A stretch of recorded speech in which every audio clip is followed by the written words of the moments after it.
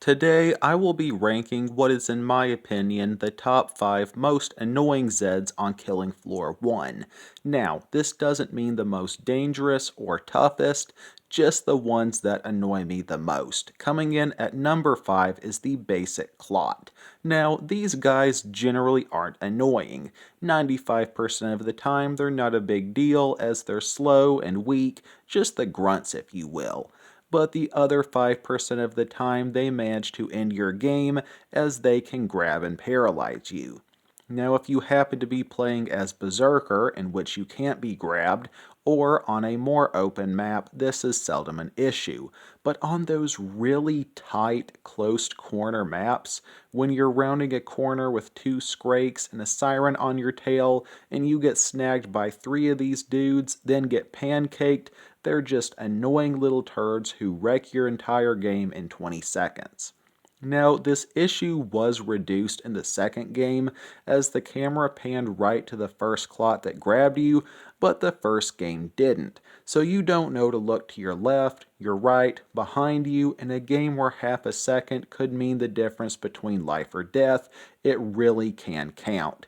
Clot comes in at number 5, moving on. At number 4, we have the Bloat. Similar to the Clot, 95% of the time he's not a big deal, and he moves very slow and it's easy to keep your distance, and due to his height, is easy to single out in a crowd. But that 5% of the time, when you don't see him hiding around a corner or you're getting surrounded and this guy spits on you as your health starts dropping towards 0, man, he is a pain. Not to mention, he can take a few bullets before meeting his demise. He takes the number 4 position. Sneaking into third place on this list is the Stalker. Often traveling in packs, she sneaks up on you and inflicts melee damage, and isn't visible unless attacking or taking damage other than a faint silhouette, which can be hard to see, especially on maps with low light. This is more of an issue on Killing Floor 1 than 2, as they're a little bit easier to make out in the sequel, but on several occasions I've had my travels interrupted without warning by a stalker, or even tried to shoot a more dangerous Zed like a Husk or a Skrake, only to see one of these guys drop dead after I fired my gun, almost like an accidental meat shield. Anyways, Stalker is number 3.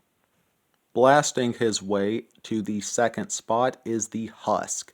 With a crap ton of range and deadly fireballs, these guys are a nuisance, well, because of their ranged attack.